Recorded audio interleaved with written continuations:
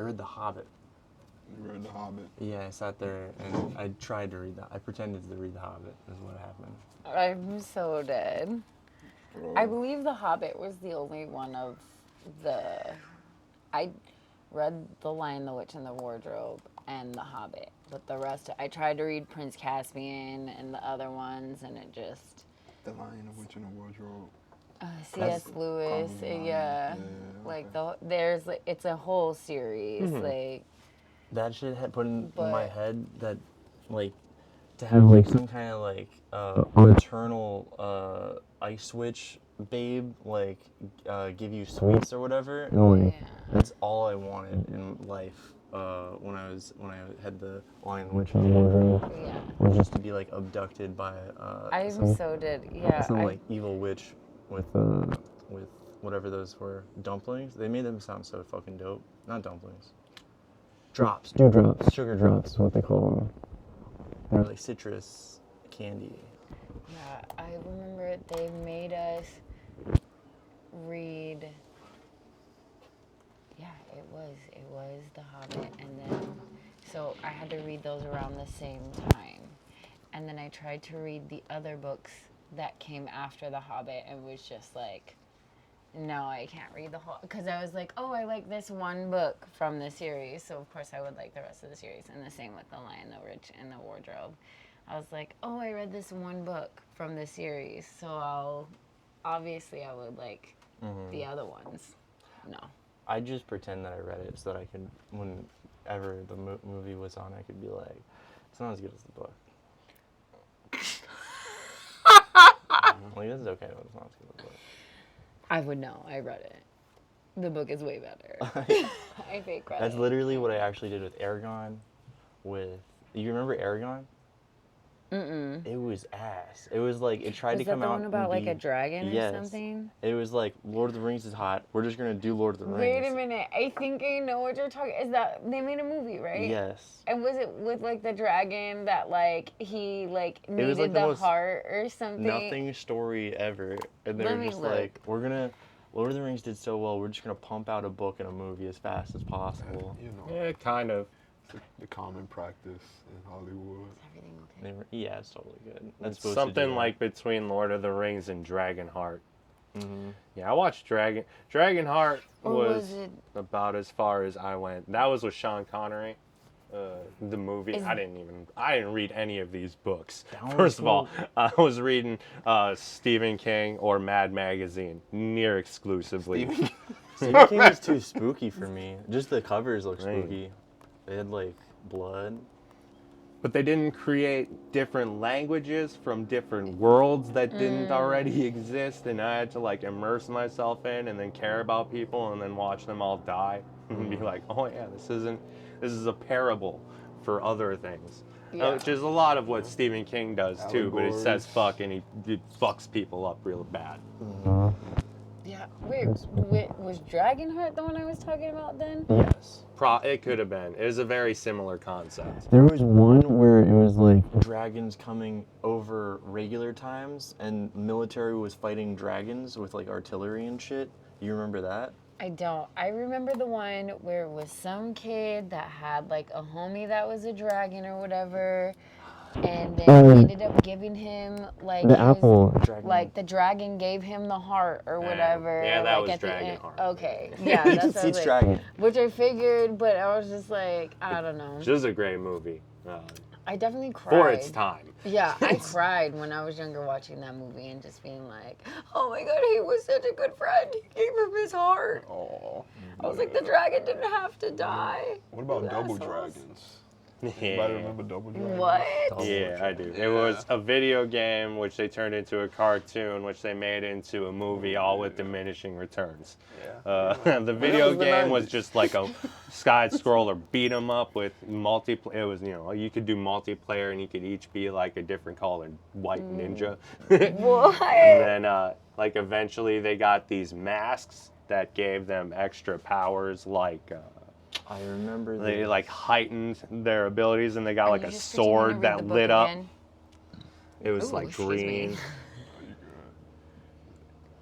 And the movie was live action, and it was weird. I loved it. They had the medallions, and when you put them Yeah. together, that's when they morphed into their costumes and shit. Yeah. Yeah. Sounds pretty on brand for you. Oh yeah, 100%. Yeah, it was like Power Ranger kind of. Definitely, yeah. It was the 90s. Was that a Canadian one? Nah. Nah, unfortunately, no. Not like Big Wolf on Campus. Not like Big Wolf, exactly.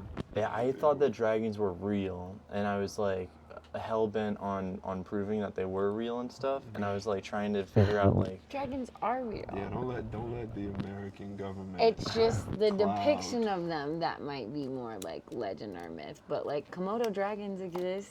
Like dragons are real. You got skeletons of dinosaurs, so it's not unlikely, or it's not that far-fetched to imagine a flying lizard. that's what I was thinking. I was like, Well- these dinosaur skeletons could actually just be dragon skeletons. Well, here's the thing. You know, T-Rex. Dragons are They dinosaurs. like. Because we just are going off the skeleton. Because if you look at a platypus skeleton, Why would that it be- shit looks that's- more terrifying than it actually is. And like, so it's just like, we're just kind of imagining things that we haven't seen based on their, like, and even if you look at your skeleton, I don't believe in you can platypuses. try I to don't think put that together what you would look like, but like the My skeleton actuality. would be terrifying to see without the skin. My head, face structure without the skin.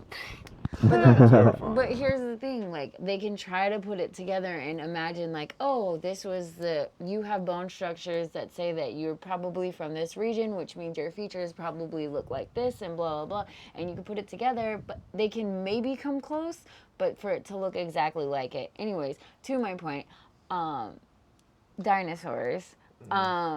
I seen someone break down like T-Rex and like the arms, useless tiny arms, were probably actually wings, and that What? makes more sense because they look like kind of broke down like the skeleton version butterflies, of like it's a how bug like life. other birds like how their arms look like Yeah. and how they're like The collarbone would the bone would just be like that kind of Yeah. The thing. rest to would be attach. like feathers Yeah. that go all the way yeah, out. and just a huge wing, which that would actually That's make more sick. sense and It makes sense than why to they're just like have- fighting pterodactyls and stuff, because pterodactyls can fly. Well, it's also just like what use would like an animal have to like the arms are pointless. That would like, overpower you know? Godzilla. Steven Spielberg lied to us. How Essentially. fucking dare he? What to makes us. Mothra special if Godzilla can actually fly? Like a anthropomorphic, correct Godzilla with wings. Because he's supposed to be a T-Rex, right?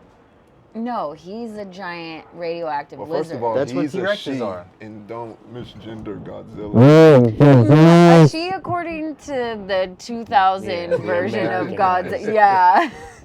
But So you don't think a woman can be a big, strong lizard? Wow. first of Thought I all, knew you're you, annoying. Corey. Oh my Guess I God, we don't. are going off So- the rails. We haven't even introduced ourselves. Sorry. Anyways, Corey, let's get this thing started. We just had a whole 30-minute conversation, and you just let us. Because he tried to invalidate dinosaurs and dragons, and he tried to say that. I thought you were gonna say dinosaurs and drag. I would never do that. I believe Maybe Godzilla was just, you know. Who knows? I believe dragons are real. I don't believe platypuses are real. You've never seen one, and no one's ever shown me a platypus. I've been called a platypus. Yeah. I have huge feet for my body. Aw. If we go through the names that we've all been called growing up, I think we'd be here for a Yeah, while. that's a whole different kind of podcast. I've been called a platypussy. Sure. No, you have not. Yeah. Okay, well, we got everyone is on board. We've already had a lengthy conversation about books, which is mostly why I couldn't cut it off, because everyone gets too involved in books, and you just can't put it down, and then you gotta close it, and then all of a sudden the chapter's done, all his characters are done, but we're still here. Hello. Hi, we're doing internet stuff again. There's people around, we're outside, that's a thing that's happening. We got the GOODest group coming at you live in Santa Monica underneath the atmosphere of planes and birds. My name is Corey Hogger. I want to be surrounded by people, not least of all the DJ Sammy Mannequin in the background over there making things slightly more or less uncomfortable. You decide. Laying down the bass line in both structure and vocal tones. It's going to be Darius Culpepper sitting right next to me. Hey there, how you doing? Adding the flavor and color from every aspect of this thing, basically. We got the one and only Monica Sauceda. We got all of the extra things from the black and white to the actual color spectrum. And then bringing out the round here. We've got different nicknames. He's been called different things in life. You can call him a friend, hopefully, after this. Or we can call him Skylar Neal for now. He's the one who made things happen with the camera. So hopefully this is all working for you guys. But we made it through a week. There was a real world that happened. We made it through another week of it. How you guys feeling about it? I'm going through it. Oh, man. If I may, I let the ghetto birds go by, but Oh my God, they sound pretty that close. shit look military, low key. Oh, absolutely, yeah. We're bringing the house down. They have an people. Osprey. Everything is happening. Everyone knew that we were coming together to make this incredible content. They don't want us speaking truth to power is what's happening. I mean, we were talking about dinosaurs and dragons earlier, which dinosaurs, dragons, same family. But y'all, so I woke up to some frightening news on social media, and it said that the Breakfast Club was coming to an end. Now, for those of y'all that don't know, the Breakfast Club, hosted by Angela Yee, Charlamagne the God, DJ Envy, staple in the hip hop community. And when I read this, I was immediately overcome with just feelings of sadness, because the show has been such a staple in the community, for the culture. It was very sad. But then I go to the Breakfast Club's YouTube page and I got some clarification, and I saw that actually the Breakfast Club as we know it is coming to an end, but not the overall Breakfast Club. DJ Envy and Charlamagne the God are still going to be there. However, Angela Yee is now going to have her own show on iHeartRadio, which, big thing about it is she's a black woman who's going to get a nationally syndicated radio show, which is, I mean, but outside of Wendy Williams, it's something that doesn't necessarily happen all the time. So I just wanted to take the time to shout out Angela Yee, friend of the show, and wish her much success. And that's all I wanted to say. Aww. Beautiful. That's nice. It's hard to say that it's like the most positive impact the Breakfast Club has made on the hip hop culture, but I can respect that it is impactful. It has presented a voice for hip hop artists to come on there and talk wild shit and have wild shit talked at them just because. And Yeah. it can, and, you know, it's very entertaining. Wait, let me say this too. Also, Charlamagne, friend of the show, but I didn't appreciate how he made Lil Mama cry all those years ago. That was one of the things that I didn't agree with from the Breakfast Club. Lil Mama didn't deserve that. She is a legend, and I love you, Lil Mama. That first album slaps, and one day we will have a whole podcast dedicated to it. I promise you. But anyway, go ahead. Yeah, it always just kind of seemed weird to me, the way that they would approach an interview with certain people. Like, if you have an artist on there and then you just are gonna like talk down to them, like what are you even doing? I think they pay to be on there, like, because it gets so many views or whatever. So, like, the artist or their label will be like, pay for them to do it, and then if they pay enough money, they'll let them do a fake freestyle that they'll be like, oh, that was actually fire if you pay them enough. It's promo at the end of the day. To Corey's point, I believe that like artists of a certain caliber definitely get dragged or roasted when they come on there. Like, for instance, they don't treat Logic the same way they would treat Jay-Z, and you know. They didn't put respect on Birdman, and he has like more clout and validity and time in the game than anybody. but Birdman also has been accused of that's robbing a lot of his artists too. It's so not. you know, It's not the strongest foundation to build off of. So Birdman, figurative. I'm not even gonna say, but like Birdman, he did a lot of things that weren't too satisfactory in relation to his artists in terms of money, and he's even done those things to Lil Wayne, and Lil Wayne kissed him for crying out loud, and he still took like 300 mil from Lil Wayne or some crazy shit like that. So yeah, Birdman probably not the best example to use, but I think that artists that the radio station champions are people that don't have a hard time up there, but artists that are perceived to be corny or whatever the case, they do give them a hard time. So it's just like the Breakfast Club, while I do believe that the impact was mostly that of a positive one, because it's just three black faces who turned a radio show into a profitable, viable YouTube show. All of that being said, I think that the legacy and the impact is still that of a complicated one as well, just because there was some toxicity thrusted upon some of their guests that they've had on the show, and I think it makes for good radio. But I think that there's a very thin line between just like throwing people under the bus and being toxic and creating like good salacious radio. Because I personally, I don't think there's ever any excuse to make one of your guests cry especially when they've tried to do nothing but inject goodness into the culture. Like what happened with Lil Mama went up there. But then on the flip side of that coin, yeah, Jay-Z come up there and Jay-Z drops knowledge and you have a really good enriching episode as well. So it's just one of those things that there's a lot of duality that exists within the legacy and the impact of the Breakfast Club. And I think that just speaks to the fact that as humans there is always going to be a lot of duality.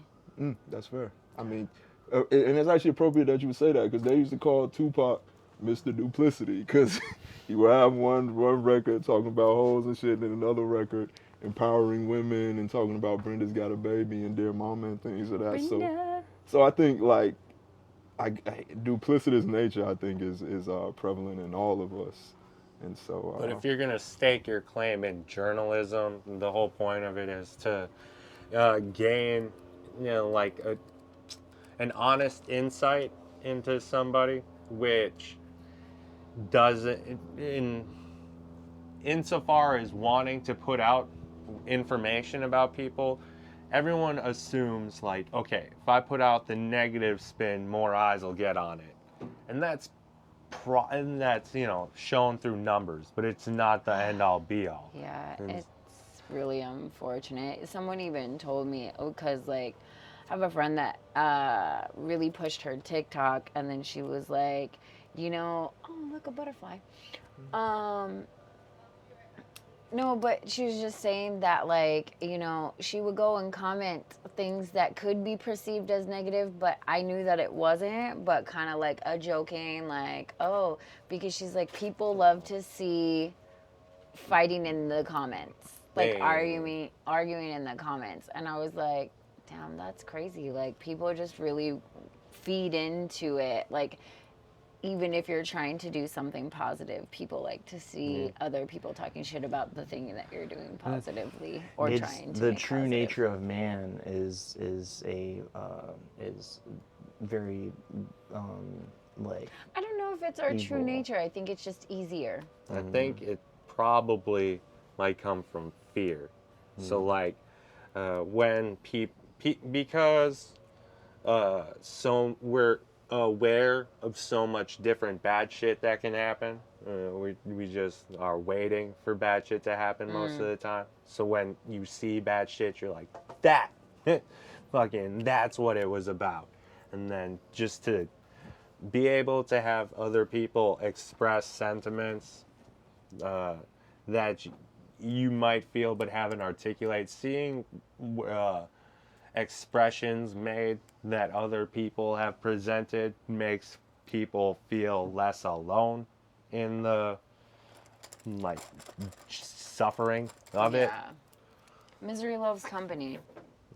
And you know what, y'all? I feel like, you know, we were talking about the radio and negative energies and things of that nature.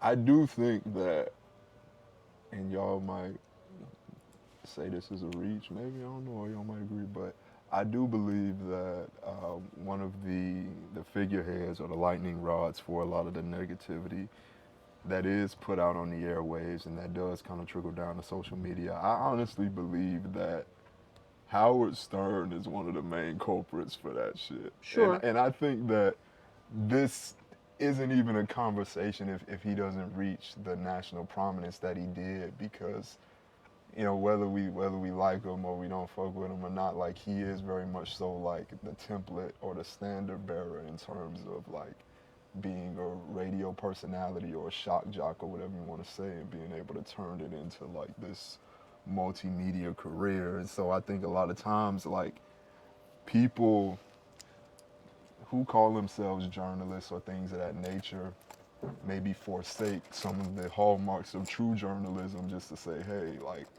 I want to be a media personality, so let's just get real reckless and toxic. Yeah. And, you know what I'm saying, and use the guise of like, I'm a radio host or journalist or whatever the case may be. So, you know, I think we could borrow a lot from his book. Like, I'm trying to get this chair that I'm sitting on replaced with a Sibian. I'm trying to get like a whole. I'm trying to get. That's why I don't do my hair or whatever, and I fucking wear all black or whatever. I'm trying to borrow everything, just trick people into thinking that they're watching Howard Stern. You wow. You was one of them kids. Late at night, you would watch the E! Network, just watch Howard Stern. Probably, yeah. No, I know. I haven't been there. Also, we got some other dope shit on the horizon. Football season. Yeah, just found out about the.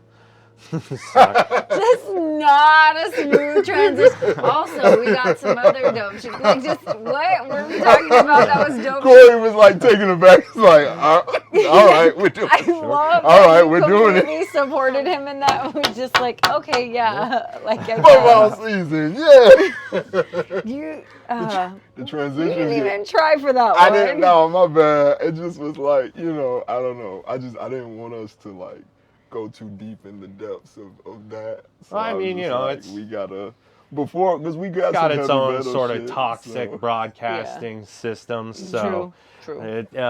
But you know, it's the brand new start. It's a whole new year. Everything is fresh and new, and everyone's real excited. And they had the Hall of Fame game, which is statistically the worst game that's ever been played at football every year. But so dead. It's the first one, and it's the only one on for an entire week, so everyone watches and pays attention to the fucking Jaguars, and that's fine. They could use some attention. I like their color scheme. Isn't it like gasoline green, like this turquoise? Sure. Yes. So goddamn cool. Yeah. You got a big old lion on there for you. I think it's a Jaguar. Yeah, them updated. Touche. I mean, I meant to say cat, but I said lion. Good catch. Yep. Yep.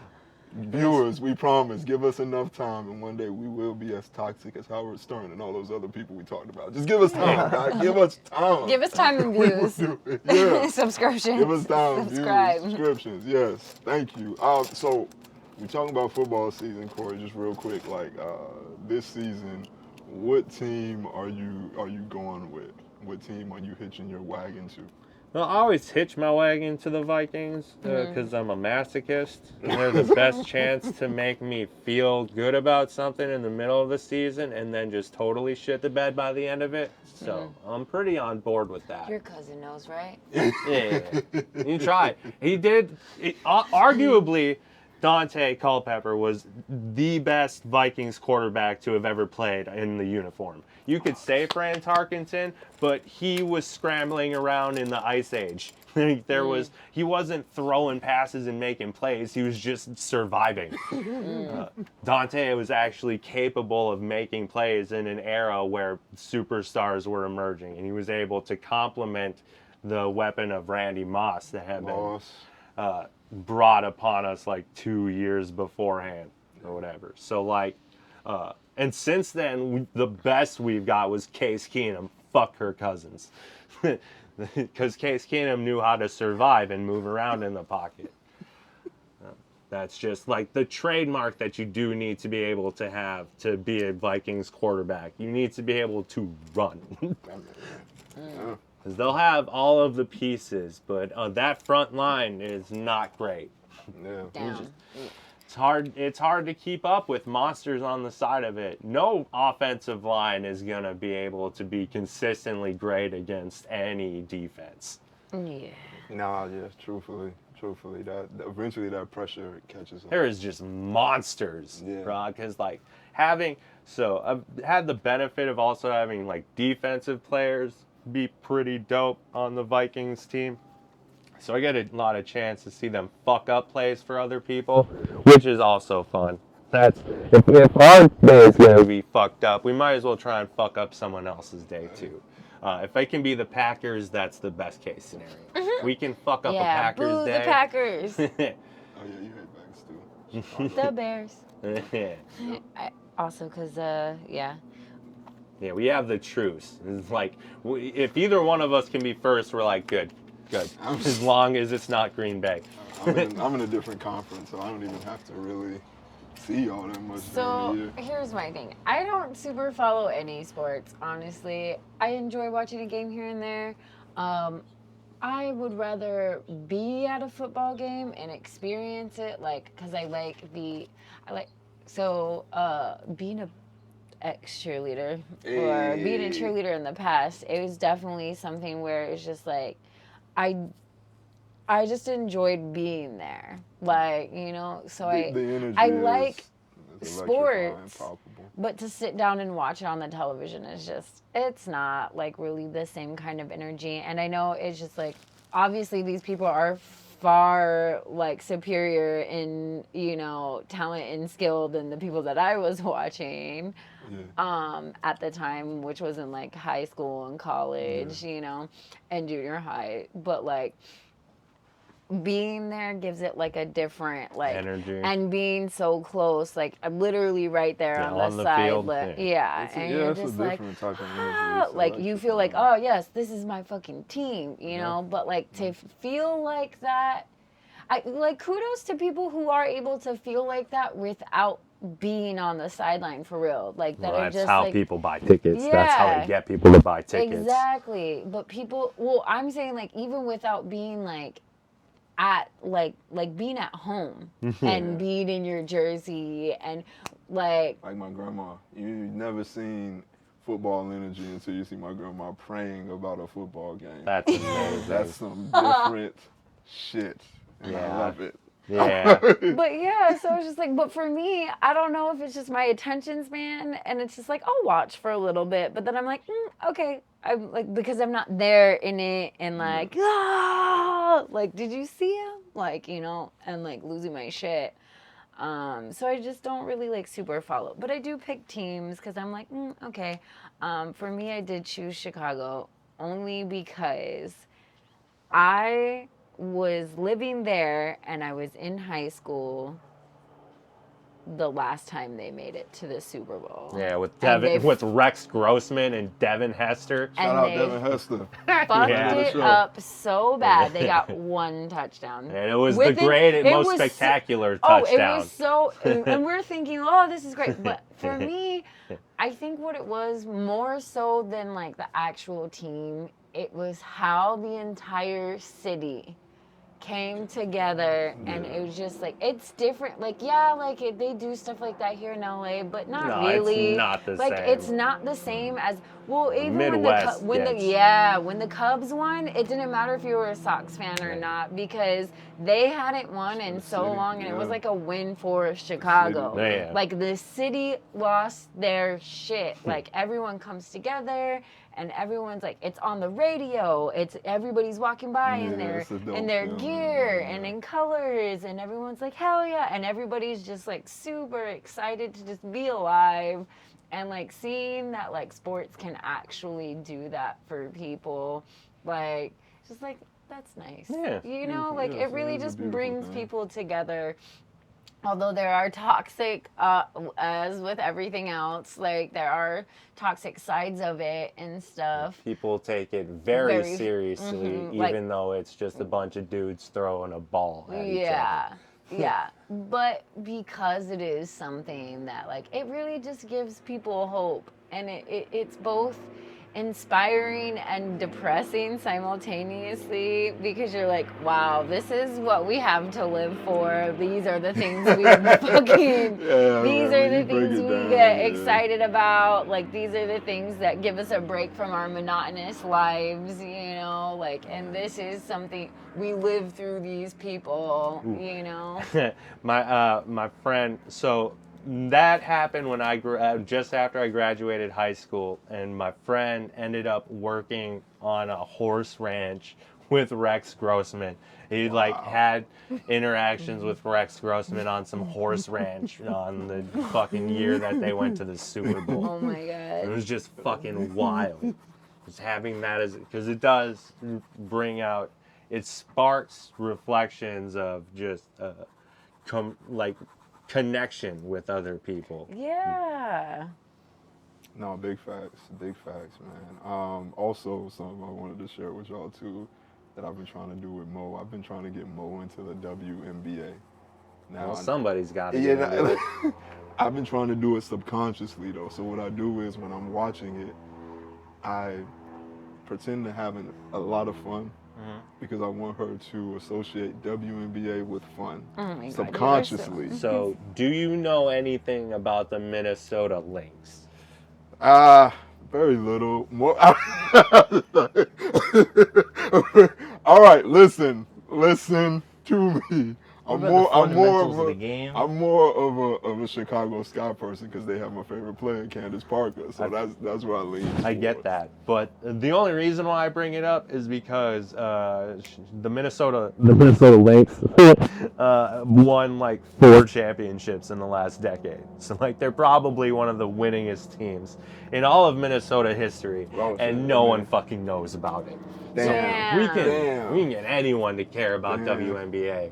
I remember they went on Kevin Garnett's show, and I will always hate the Timberwolves for not making KG an owner, but even if he does become an owner, the only person who has done more for the Minnesota Timberwolves than Kevin Garnett is the Lakers. Because once they left and made the Timberwolves a thing, like KG just grew up into it, and then they were like, yeah, you don't get to own it. And that was dumb. But he had a show where he could just talk shit about basketball. Very unfiltered. He's a very fun dude to talk with. He has great personality. Got it. Yeah, I got it. Is women's basketball like softball? They gotta like dribble underhand? You petty. No. You petty. Is it the same? Yeah, it's relatively the same as men's basketball. Yeah, There's probably more mid-range shots. Yeah, so shout out WNBA, friends of the show, all of you. I'm so dead. Here's the thing. Again, like I said, I don't really, it has nothing to do with whether it's, I do feel like when we talk about this a lot, Skylar, next time I am pushing you out of the chair so you learn. What if I get like 2x4? You're gonna break the chair. It's not meant to lean like that. Look at these skinny legs. They can't hold you like that. Yeah. They're little legs. You know you 175, but you can still break it. So, I'm just saying. Anyways, I know we talk about this all the time, but I do think supporting the WNBA is important for women in general. But again, I don't really super support any sports like that to where I'm like, oh, I gotta tune in. I need to know. I know all of these players from all of these teams, you know? Yeah. Are the teams owned by women? Probably No. not. Oh my God, no. What? No. Ownership doesn't change hands like very easily. You gotta crawl before you can walk, man. So you know, they're working on But it. here's the thing, I do think it is important for these players to get a little more involved in marketing and making it like Making their brands more viable. yeah, like I do feel like yeah, you know, you want to make more money and stuff, and I get that, and as you should be paid more to do this. But also like understanding like the Lakers weren't the Lakers before Mr. Was. Yeah. Mr. Bus, sorry. Mr. Buzz, yeah, Mr. Before- Buzz, yeah. But you know, Jerry West, he was there. He did some things in the front Well, office. He yeah, was a coach yeah, him too. Yeah. But it's just like that whole group. Like we watched Winning Time. Winning Time. Check it out. What is Check that? It out. It's an The HBO HBO Max story. about I've been basically telling you the to watch Lakers. it for like Oh months yeah, now. oh yeah. Yeah. I just wasn't. I didn't remember that was the name. Uh Thought it was Showtime. oh. Well, you know, it's Winning Time, but it's about the Showtime Lakers. So, But it was a lot that went into making the Lakers the Lakers. It's about the halftime shows. It's about the experience. It's about the Entertainment branding, factor, the yeah. colors. Yeah, the, KG. You know? So KG. Sorry, because like, probably my biggest regret was not going to like a Timberwolves game when I was a kid.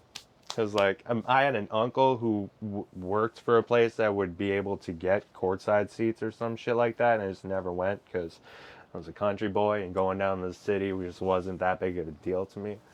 now look at you, living in the city. But the spectacle of seeing because Kevin Garnett would come in and go up to like all of the announcers or whoever and just clap fucking baby powder and talcum powder in their faces and just scream.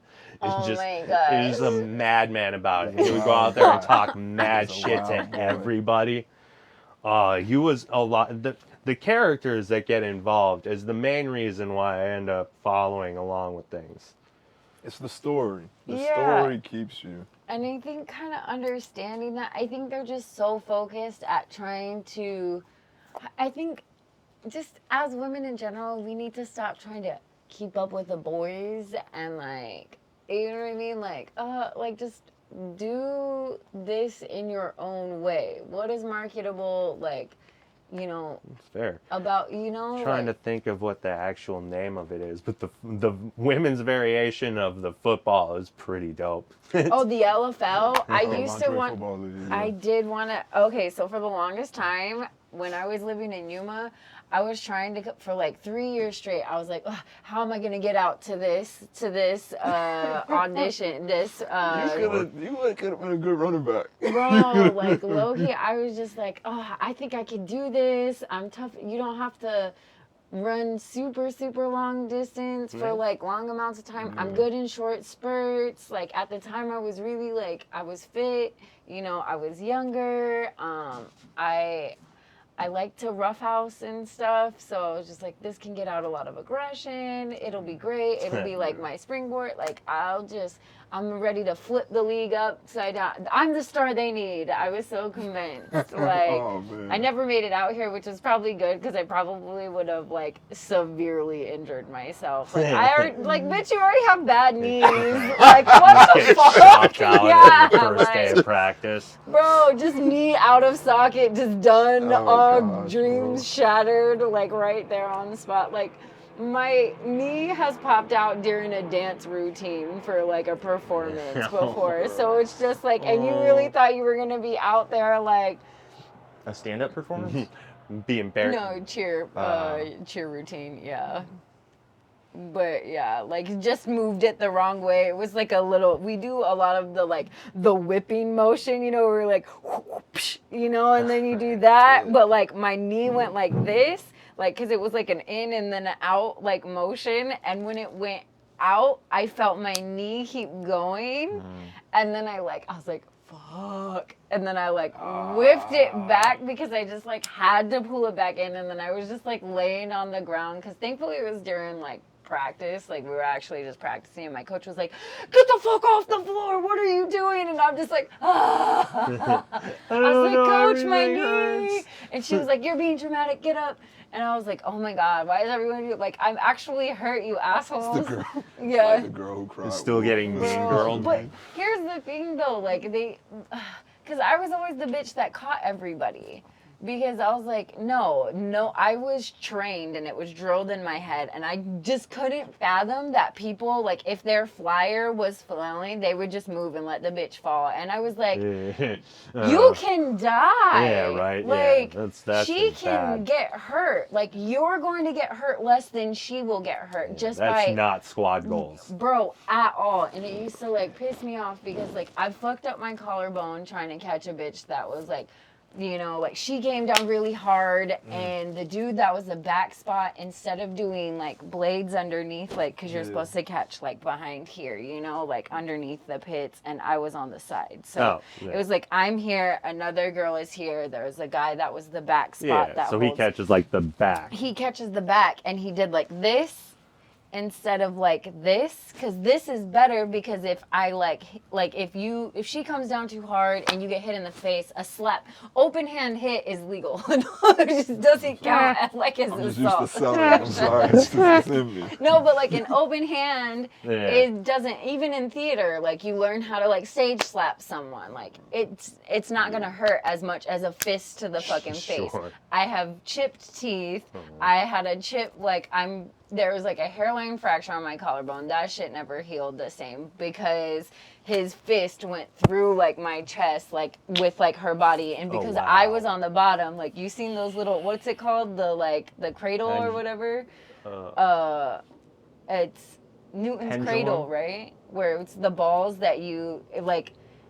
It's something like that. What's it called? I can't remember the actual technical term about it. But the balls that centrifugally make the like, and so switch. it's just like this one, like the middle one stays still, and the one at the end gets like all the momentum. So it's like, because I'm on the bottom receiving it, it was just like her whole body weight just fell, and through his fist, like his fist like went through my fucking collarbone, and then I'm like on the ground and her body's on top of me, and I was like, motherfucker, like I was like, dude, something fucked up, like, and of course, like, no air, bro, like just, and like I can feel it too, like it dents, it never healed the same, but anyways, lots of stuff like fucked up, but I really thought I was gonna join the LFL. I feel like in another reality, you either did or be a wrestler. Yeah, I thought about that too, because I was just like, the character, like if I would have known a little bit more about wrestling at a younger age, I could have seen myself trying to parlay my cheerleading into a wrestling career, because that is, and I don't think a lot of cheerleaders, it's a handful of them that do know, but that's the only way to continue that, doing that kind of, because there's really, yeah. After college, There's that's no kind of it. Professional, yeah, after league, because if you think about it, like, be a spokesperson for things. Yeah. Like this. Yeah. Well, and even just like the Dallas Cowboy cheerleaders, they're not that's a dance team. Yeah. Like their dance team, and low key, it's annoying that they call them, like, just call them the Dallas Cowboy dancers. Step your choreography up. Dance You know, team. you don't get paid for that. It's just like volunteer. No, and that's the other thing that I was gonna say is you if you do get paid, it's like $50 a fucking game. Yeah. It's stupid. It's just for the look. Like, you get in to be a part of, like, and they sell it to you how Booker sells I was just about to say how bookers sell to comedians, like, oh, it'll be an exposure, an experience, and you're just like, because it's a lot of work and it puts your body through so much. Because it's tumbling, it's like you're throwing someone's body into the air and catching them. I still think it's amazing what them girls can do. Competitive cheer is something else. We're not talking just everybody has it in their mind like it's motions but it's also dance on top of that. And then it's also, being able to work your diaphragm and breath control as well. Wow, clearly I'm out of my breath control. It's a lot of athletic prowess. All while keeping a smile on your face yes, and acting like this is totally normal and awesome. Yeah, this is normal. And dope hair and makeup. Not out of place. The hair was the things I've had to do to my hair for competition and games. Insane. This is like taking a whole derail, and this could be a whole podcast in itself. Honestly, my life as a cheerleader. Because you talked about some of the things that you wanted to do, and Corey, you even talked about your regrets in terms of like not going to CKG play. And Skylar, you're wearing black, so you're like emo and moody. So right now, oh my God, here he goes. Talk to y'all about is just kind of like the fear of failure. How do you confront it? How do you feel about it? Do you internalize it? Well, do you feel like it's something that don't even apply to you? Like, how do you confront fear of failure, Skylar? Lower the bar. It's like limbo. If you don't make it, just like set the goal lower. Set the goal lower. But like, what if you set the goal lower and you still don't achieve it? That's the beautiful thing about goals and standards is they can always evolve. Exactly, like lower to wherever you are. So they can get lower than even. Exactly. So what you're saying is like you should start kind of like basic, just kind of like the goal of like, all right, I'm gonna get out of bed today. I'm gonna make my bed. I'm gonna brush my teeth. I'm gonna shower. We're moving way too fast. We're moving way too fast. Way too much. So those goals are not there for you. Yeah. You guys are overachieving. You guys are like tiger moms right now. We're way past it, but Skylar. but like essentially, it's just kind of like the small victories. It's just like, exactly. And I feel like that's ultimately what you're trying to say. Like exactly. The small victories. Yeah. Like, don't neglect those. And honestly, if you lose, you can be like, that's the name of the game. This is just a battle in the war, baby. Well, it's the thing that keeps you going forward in being able to pursue something that you care about. It's the whole reason why we're all so captivated about these random sporting events. It's because people we see actual people put all of their energy into winning this competition, and then you get to see like the joys of victory and like the agonies of defeat, and like what keeps people going is like the hope that they can like win it in front of everybody, I guess. That's kind of what I've noticed from different sporting things. Kind of one of the reasons why I didn't stick into team sports, right? Because when you're a kid, like during the summer, first of all, they'd have you like pick a sport and you could play for the summer for a couple of months. Try like tennis or t-ball or whatever the fuck was going on. I never even got into soccer. I've never been a fan of running around. Like I'll be outside and I'll run for like a reason, but like we're only running to kick a ball. It's not my forte. But yeah, soccer is demanding though. It is very demanding. Never got into soccer because of that. Yeah. I was like, bitch, I got asthma. This field is too big, and it's hot. Yeah. And 1 second we're going this way. What, bitch? We're going this way now? Yeah. No. I had a cousin who was big into soccer. Like before I would get into going, so my grandma took me to like this big ass city soccer game where we were out there for like 8 fucking hours. Oh. And they played like because it's like a tournament style bullshit, whatever they were going through. And I was like, it's hot. I don't like any of this, and I'm gonna not endure this. But Grandma made it a little better. Sure, yeah, the experience of sitting in the back, like on the floor in the back seat of my grandma's car as she's driving down the highway with her like regular corded phone that she had. Actually, it was a cordless phone. She had a cordless phone that she just put in her car so that in case anyone went to like rob her car, it would look like she was able to call 911, but she couldn't actually call 911. You got the ingenuity on grandma. Shout out. Sure. Heavenly shout out. She lived in the city for a while. She knew what it was about. But, you know, I did do 8th grade football, and I had pants that did not tighten around my waist. It had like the weirdest knot in it, so I couldn't, I'd try and spend penis? time. No, the pants.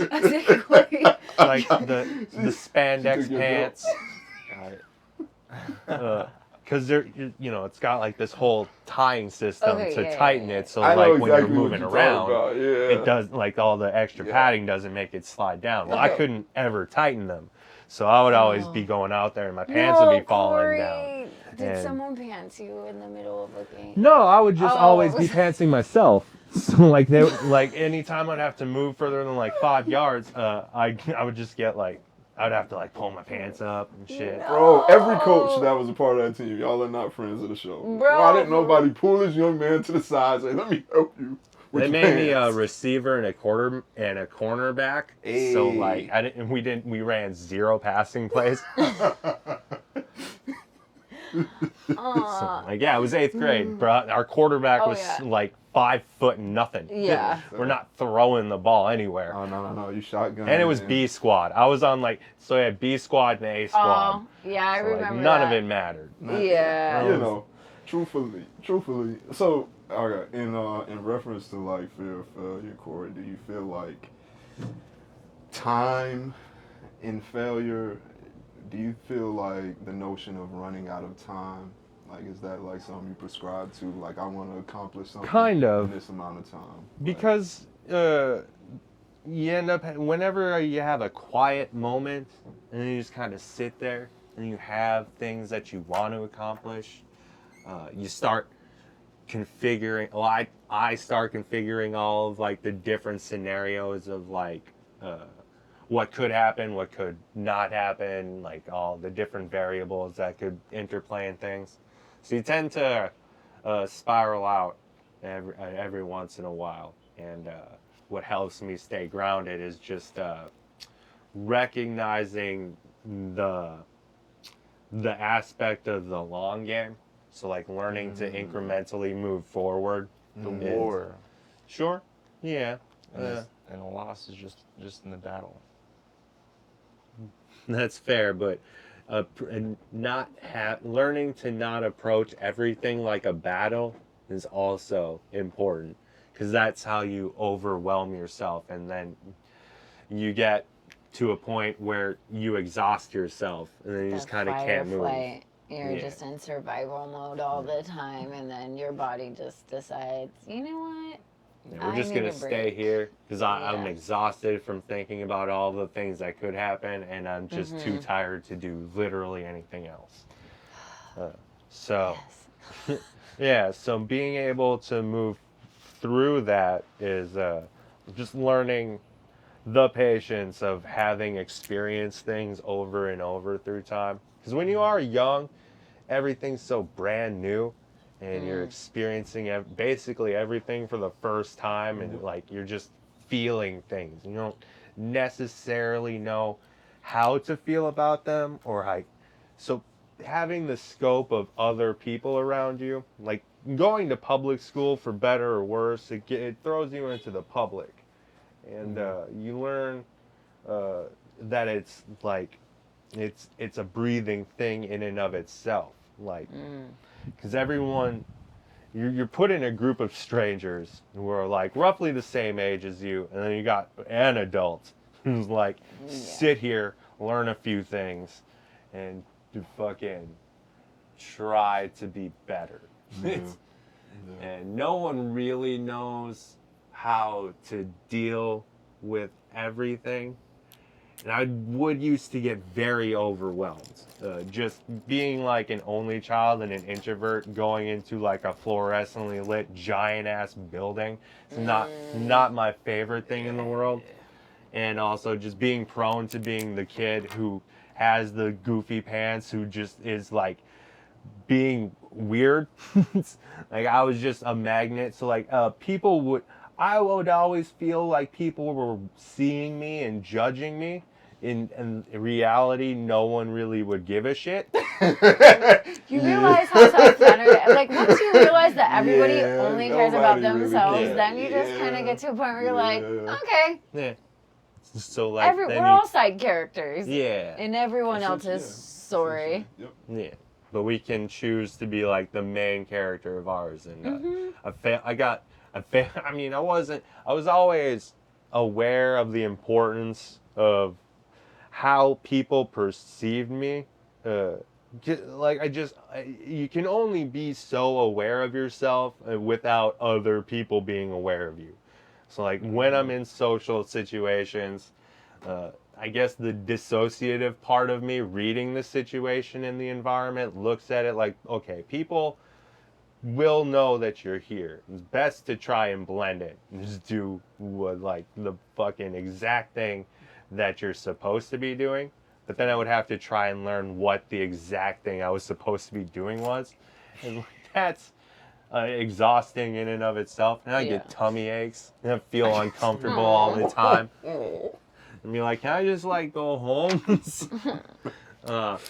But being able to push through things gives you the chance to learn about yourself and about different experiences and how to use information to guide yourself and your environment.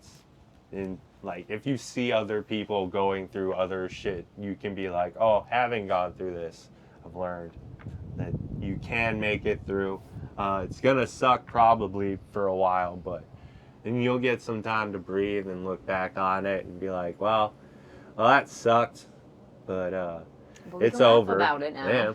No, truthfully. All right, well. How about you with your failures and how do you feel about them?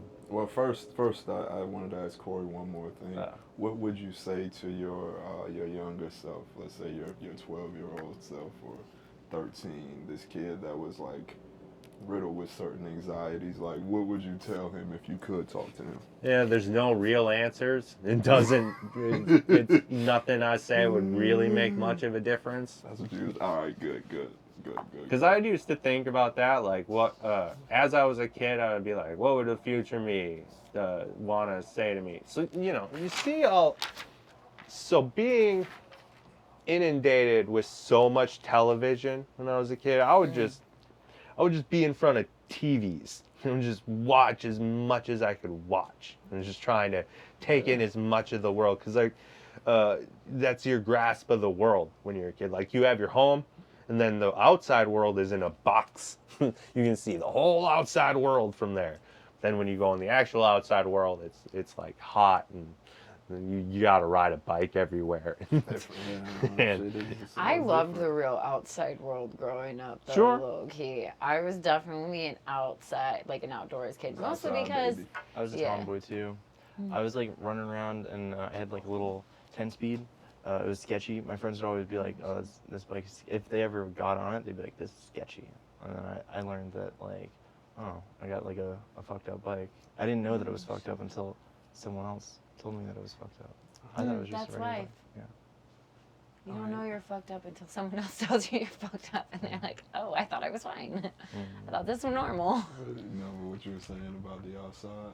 No, I don't know. I was just chiming into the conversation. All right, well, to answer your question, Skylar, how do I handle my failures?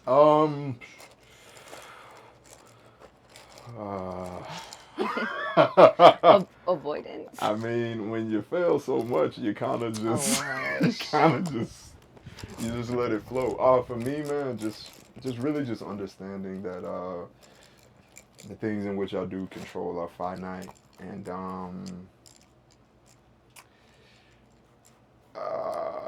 I tie a lot of it to comedy because at the end of the day, it's just kind of like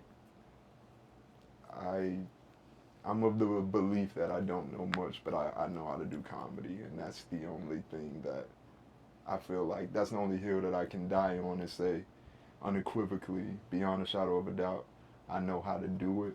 So when things don't necessarily go my way in it, it constantly just teaches me lessons about the type of person that I really am, and for better or worse, it has put a mirror up to my face in times when I've failed and in times when I've succeeded.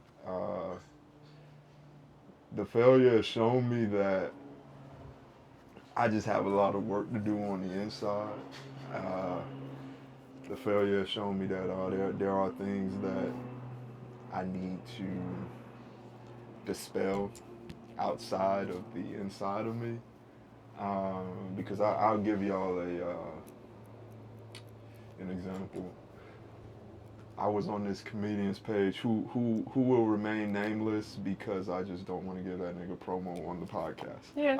But anyway, so no, you'd be surprised how many friends I don't have because of how I can be sometimes. But I saw that he was on tour with Kevin Hart, and I'm just like, damn, like I'm not on tour with Kevin Hart. Like I'm like, why don't I get that type of opportunity? But then I feel like a lot of it is that word.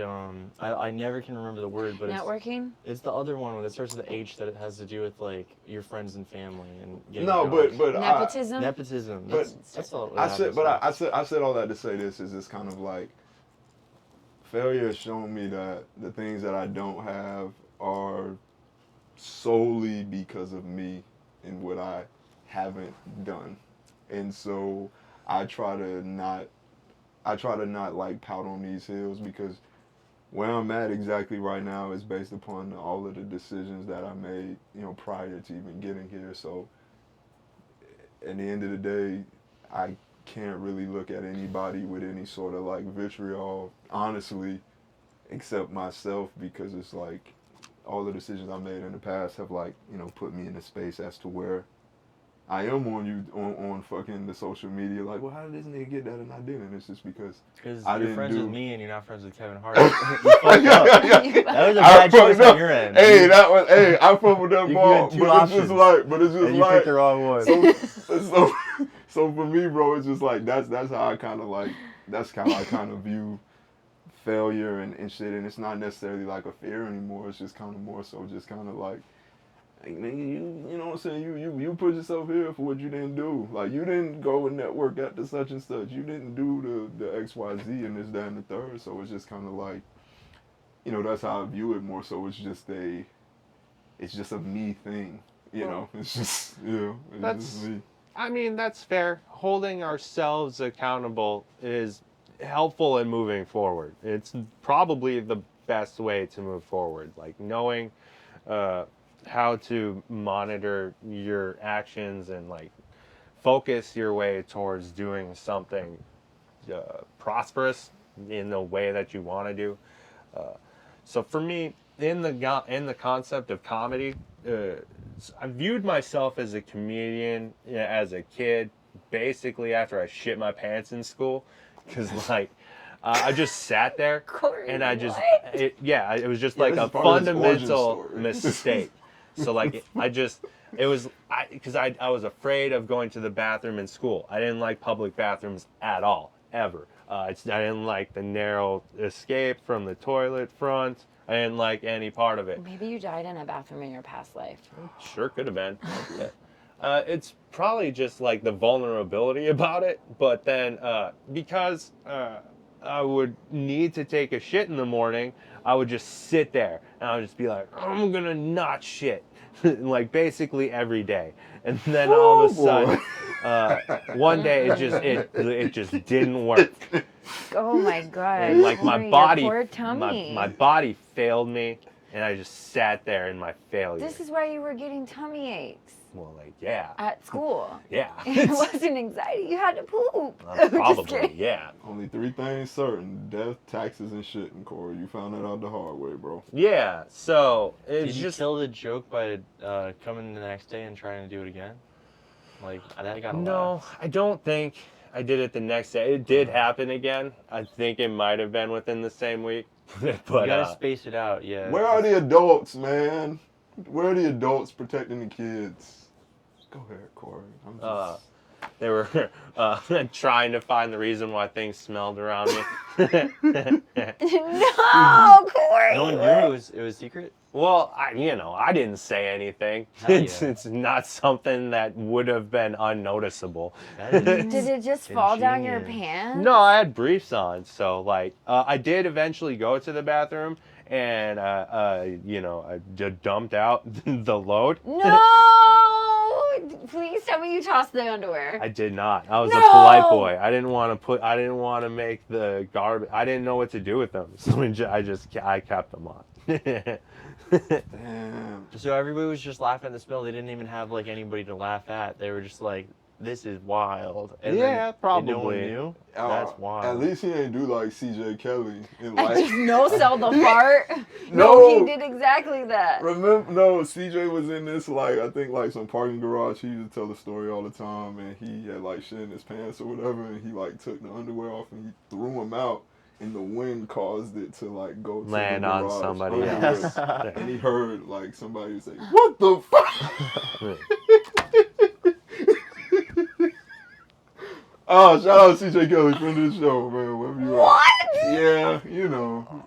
That was a part of his What? routine. It was killer. Yeah.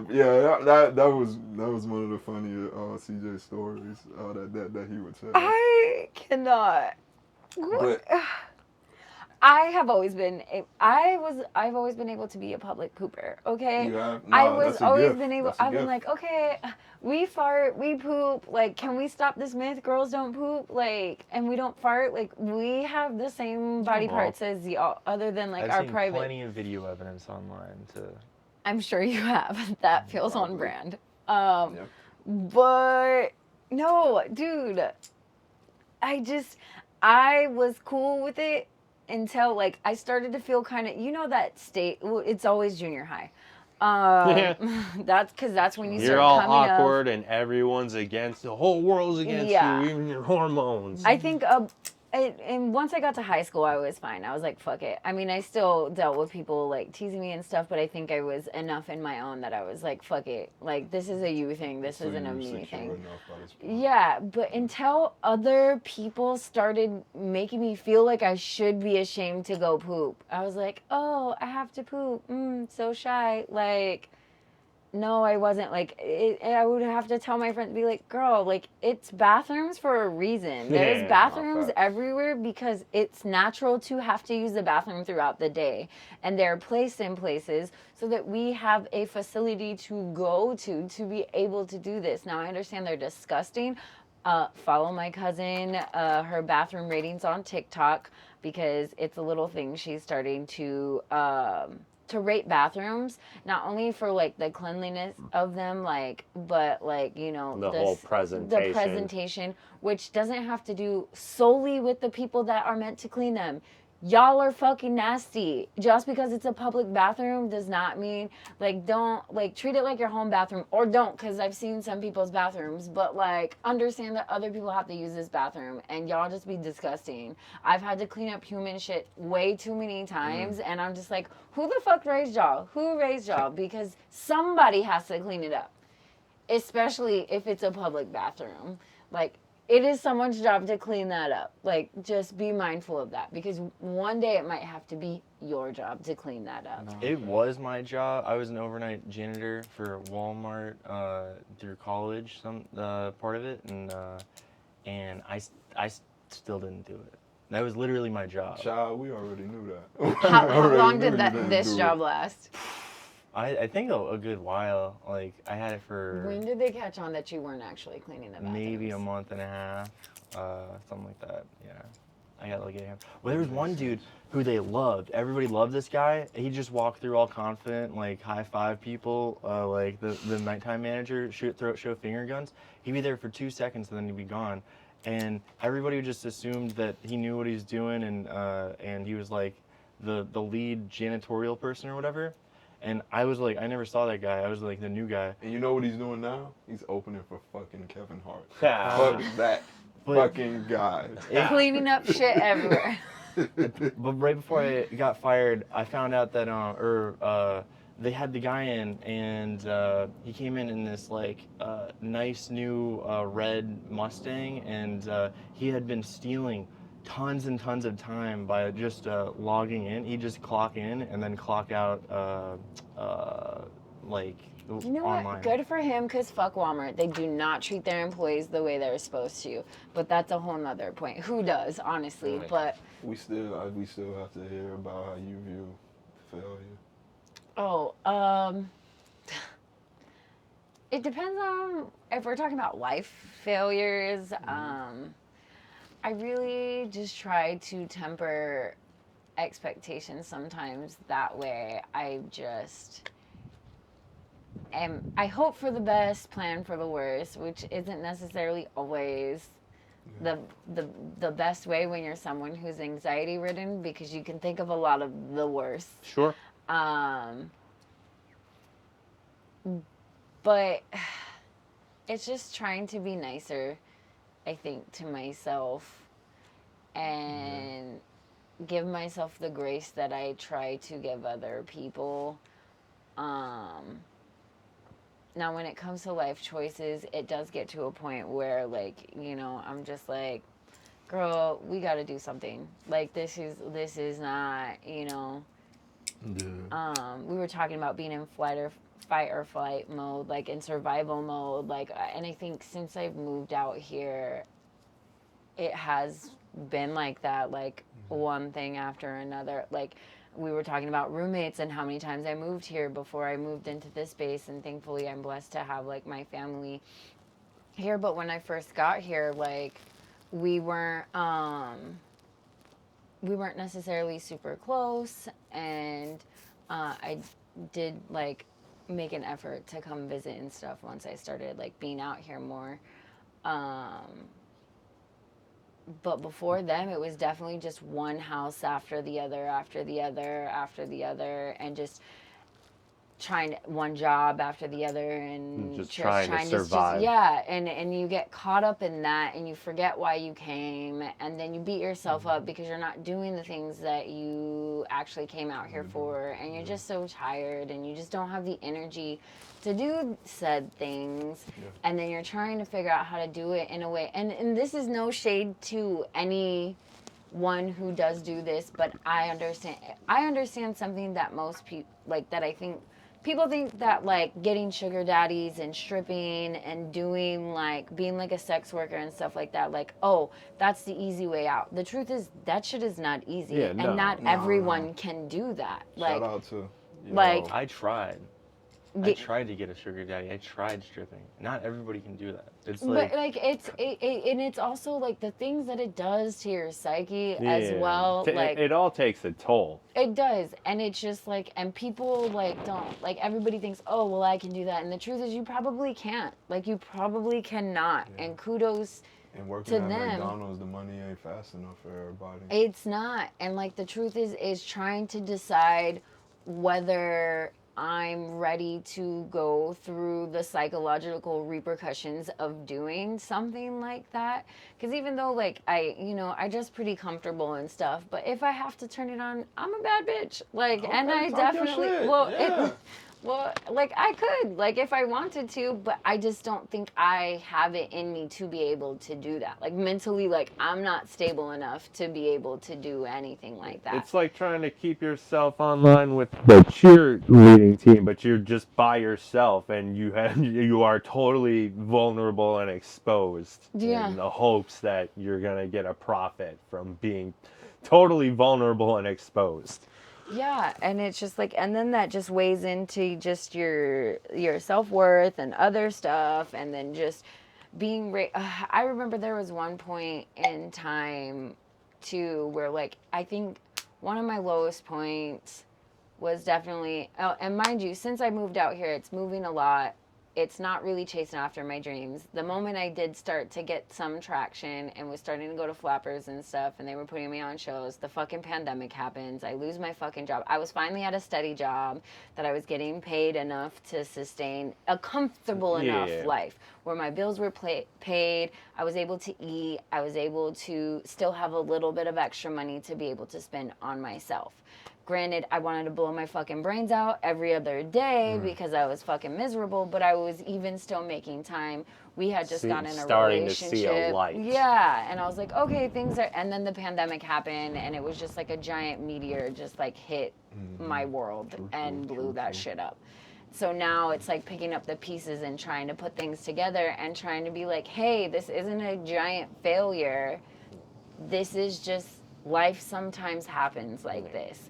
And just because you have to start over doesn't mean that you necessarily lost. Yeah, it's just you still gained all of like the information that you've gathered about yourself and about the world from the years of dealing with that too. And it's hard to even say that or see that there is value in that information, and maybe that's something that you just kind of tell yourself like, oh, it's like it's worth it, like, because we have to, as human, we have to comfort. We are people that need to self-soothe, like we are, you know, like we are creatures that need that like sense of comfortability. Yeah, we are aware of all of the things, so we need to make ourselves aware of the good stuff too. Yeah, to just kind of make it feel all right. No. I was consoling. No, I wasn't. That wasn't like, the you're right, hurry up, bro. My bad. No, we still got time. No, but yeah, so it's just like when it comes to like failures and stuff, just trying to kind of like be like, hey, yeah, you're not in a place that you want to be, but that doesn't mean that you're going to be here forever. And I think it's important, just as someone who is anxiety ridden and stuff, just realizing like all these things you've made up in your head have not come to pass, and the things that you had made up in your head before and they did come to pass, just like understanding that like, okay, but how many other things have they not? Sure. You know, and just kind of trying to be like, yes, you are right about a lot of stuff, but the truth is that's not happening right now. And you're missing out on the right now because you're so focused on the then and the future, like, instead of just focusing on now. Like, you're here and this is all you can do. This is the only moment that you have. This is the only moment that you'll ever have and ever have control of, is what's happening right now. Mom spaghetti. Exactly. Yo, but you know what though? You saying all that did kind of spark something in my head that I wanted to like put out there.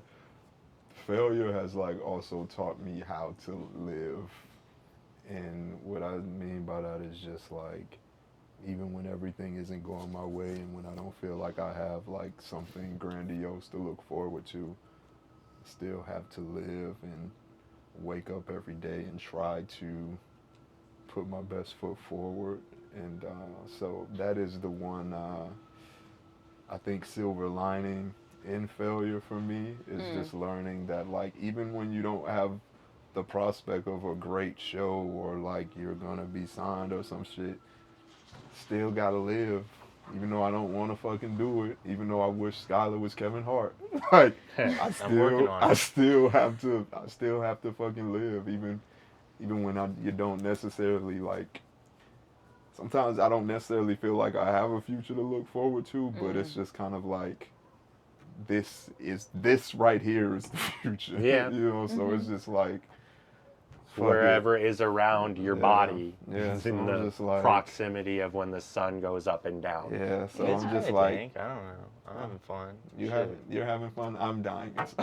You're having fun. I'm dying. But Well, it's fun. No. the benefit of comedy, though, especially like having a goal and a focus, and like learning the craft of comedy, is basically kind of understanding, from a stand-up perspective, doing stand-up comedy, you're presenting information to people that, like, you've gained some semblance of an insight on a topic that you don't think that people have recognized at least in a specific way that you can see, wherein like you can bring up a topic and make people relate to it, but in order to do that, you have to cultivate the understanding of relatable events. And the most relatable shit is failure. So like, and especially that's why I adopted the lifestyle or the philosophical approach of presenting myself in a comedic way. Because like, if I can make my life about making the lives of other people feel lighter, then that's probably the best case scenario with how I can manifest my energy. And also, because when you sit in shame, like around people for long enough, you're like, wow, this is awful.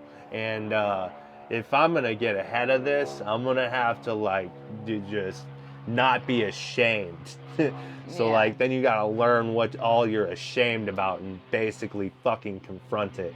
And then like learn how to make it palatable for the people. And then recite it enough and let people feel comfortable enough in your energy that they can sit and endure it. Like George Carlin was old as fuck when he started making all of the extra specials. Like he had been doing shit for like forever. So like it's the long game. The more you get to experience in life, the more successful you can be in comedy. As long as you're capable of staying the course of making it presentable and palatable. It can be irreverent. You know, you've seen a lot of different characters. The shock jocks. Howard Stern became a moniker because everything was like pushing out to like see how extreme we could get about things. Like what are like the expanses that we can push to. And it turns out hitting people in the heads with chairs and making people sit on Sibians on live radio. And, there was like a lot of fucked up things that people can put themselves through.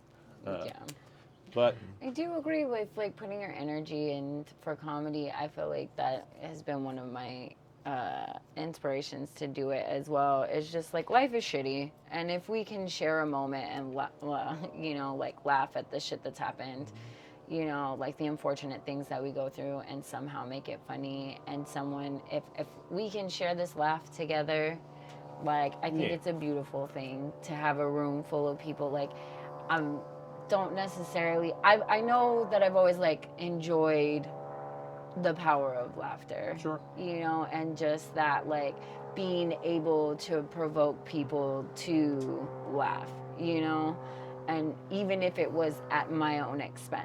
Where it's like, laugh at me, I'm a clown. Like, I'll be a clown if that's what you need me to be, just because I feel like life is just so full of disappointments and sadness, and if you have the opportunity to bring people something different, like if you have that like gift, you know, or even that desire to do it, I think it's a beautiful thing and a beautiful sentiment to want to, you know, be able to do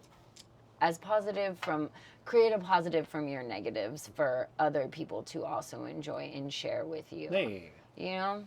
I like the term presenting yourself in a comedic way, because like next time that Monica is dunking on me for not stepping it up when it comes to like dressing right, like I can just be like, I'm not disheveled. I'm just presenting myself. I'm choosing to present myself in a comedic way. Yeah. As long as he's clean, that's all I give a shit about. That's what I was saying. It wasn't about the clothes. It was about the showers, Scott. Yeah, that's what it was about. The showers. For me, it's too hot. Yeah, truthfully. Baking body odor is not a good thing. Truthfully. And now I resent you for not being Kevin Hart too. So that's the thing. Oh my God. That's the thing now that we got going. But we talked about a lot of heavy shit, and I do believe that it would be very enriching for the viewers, for y'all out there. But now we're gonna lighten it up a little bit. I feel like we talked about school a lot, and so we did. And so I feel like this is kind of like the natural progression, crescendo, if you will. Oh, crescendo. If you will, you know. What was y'all's favorite like field trip event or like field day for some? Like, what was y'all favorite? The mud walk. Event? You remember the mud walk? You gotta remember. You're from. Break it down. So Tell us. I'm interested. All it is one day. It's the transition from boyhood to manhood. You wander out into the swamp. Yeah, I was gonna say you lived in a swamp. Exactly. So you wander out into the swamp, just you and all of your classmates, and all the mosquitoes, and the gators, and the mud. It's like they don't. You're afraid of gators. You're afraid of mosquitoes. You're afraid of the squirrels. But when you actually go out there, that's not the danger. It's the environment, and you learn. It's analogous for what life will be. Which when you're a kid, you think, there's gonna be this thing, that thing, an example A, an example B, and then the third example that I would come up with right now, but I didn't. And it's not any of those things. It's some fourth example that I'm also not going to come up with right now. But ultimately it's. So that was your favorite school activity? Yes. Well, not activity, but field trip. Field. Oh, this was a field trip. No, field day / field trip / field, / whatever Skylar wants to make up. / hey. No, okay. but what about you? Like it was a good scary time. I loved field day. That's why I wrote field day on the side because I wasn't sure that if that was regional or if everyone had a field day. So there was track and field day and field day. Those were like similar but different. So basically it got a little more intense as you got older and a little less fun. It became more track and field than like field, you know. But I remember when I was in North Carolina, we played this game. We played a bunch of games, and they were like, a lot of them, depending on what time of the year it was, usually it was around the summertime. Like it was when it started to get warm, and we were about to get let out for school. Event. Yeah. So there's the ones with like the sponges where you would soak the sponge and pass it over your head and squeeze the sponge into the bucket, and then the person at the end would run to the front, dunk it, squeeze it, fill it up, or it would be buckets full and whoever fills up their bucket for like first wins. Like, games like that, or like the egg on the spoon. And then we did sack races as well. Which was like, you're in the potato sack and you're like, or three-legged races. Those were fun, but only if you had a good partner. Because if you had a bad partner, you're either dragging someone or you're getting drugged because they just, or there's somebody who just doesn't care. Right. And you're like, I need to win. Well, at least I was like, we already know, girl. We are number one. I would have to give him a pep talk. Okay, listen, this is how we're going to do it. We got to make sure we're going to start with the outside foot, then do the inside foot. And we just got to make sure, because as long as we say, just don't look over there, we got to make sure we don't fall. As long as we don't fall and we're in sync, we're probably going to beat everybody else because we just got to be on the same team. The strategy makes sense, though. Like, it sounds like a great strategy. Too many people were focused on trying to go fast instead of just go together. Yeah. It's like Mario Party. Yeah. 2-on-2, like you got to team up.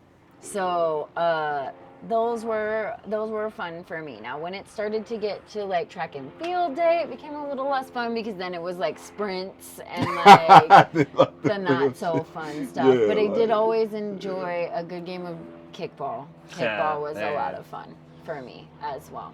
Kickball and dodgeball, not so much because they wore glasses. Like I enjoyed it, but then there was times where it's just ball balls to the face is never fun. Oh no. Dodgeball, that separated. Yeah, and That separated the kids from the preteens real quick. bro, yeah. It I was someone who was always picked though, and I did take pride in being picked. Like not like I was one of the first girls to always get picked. Yeah, because they were like, oh, she's competitive. She might not be the best, but she is competitive and she does want to win. So, so I did take pride in that. It's so silly, the patriarchy, just wanting to be picked by the boys, but whatever.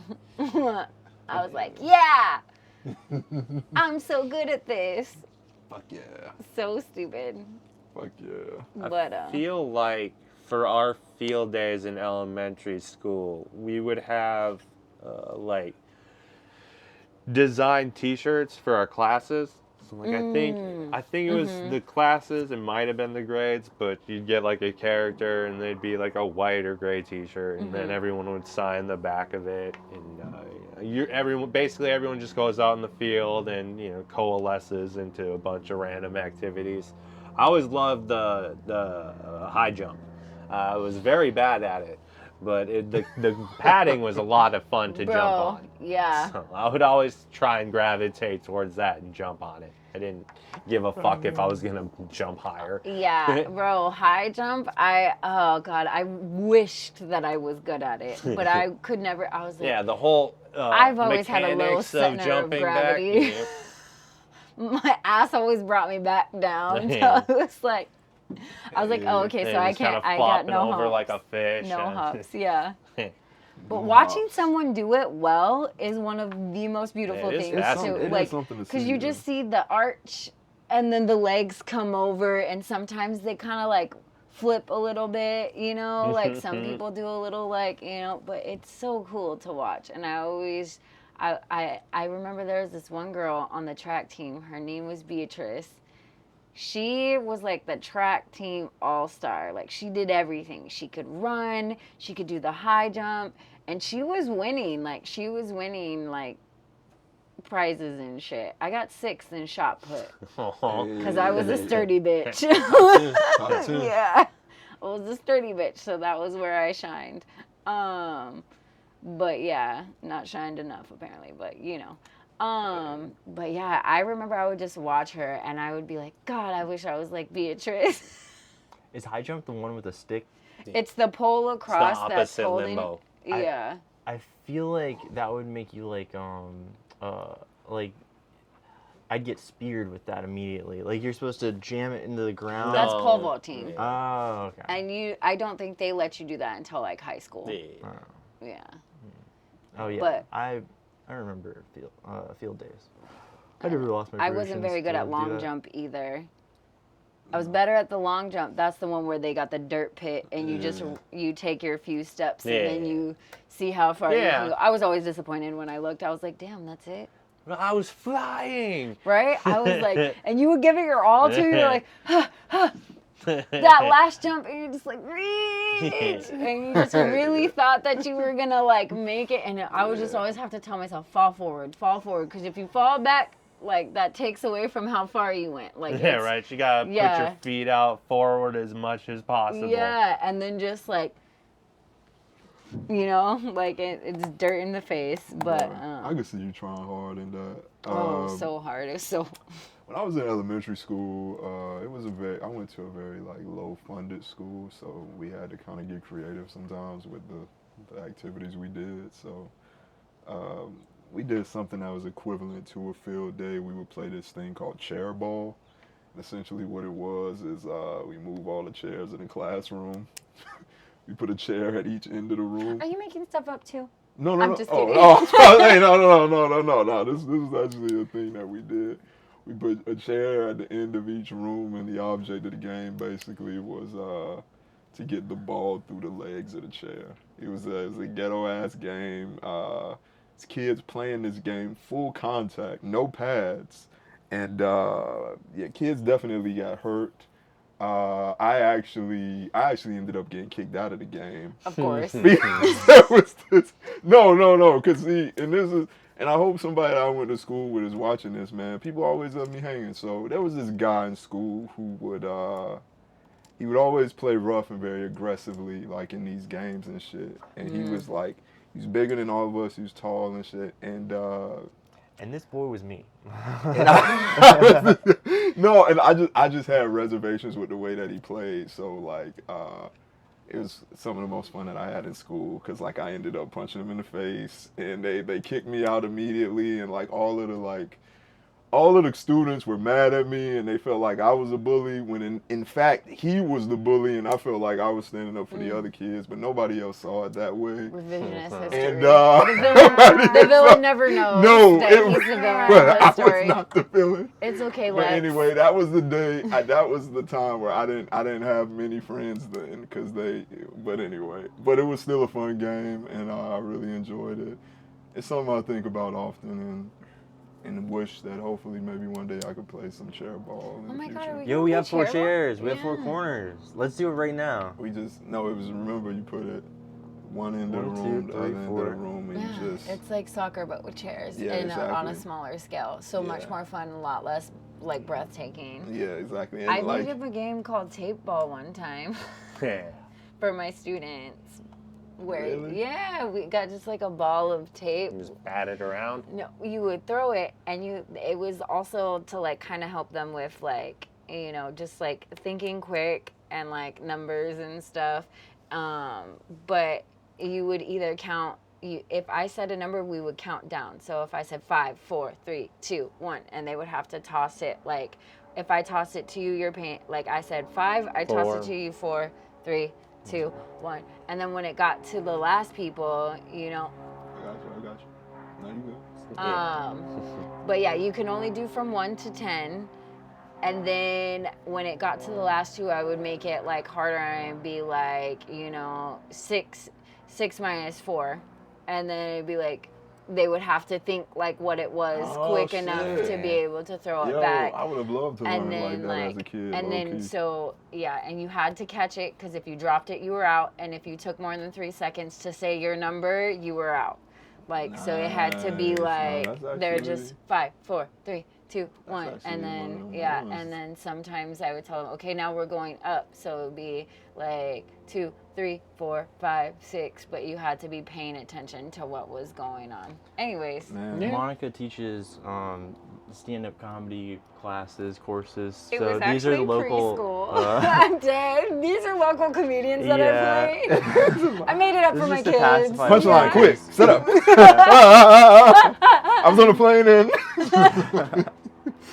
Oh man, y'all, we parted today. We did. We parted today. If you say we didn't, you would be lying. Corey, you want to take us home? Yeah, Tigers we and made it bears. through the internet waves, talking about field days. Let us know if you go outside in the field. Maybe you can listen to this while you're doing a long jump. Let us know how far you make it in the sand. And let us know Keep how we your made feet you out. feel. And don't be Day. afraid. And have a good day. And we'll see you around next time when we 1, 2, 3. Almost. Not even close.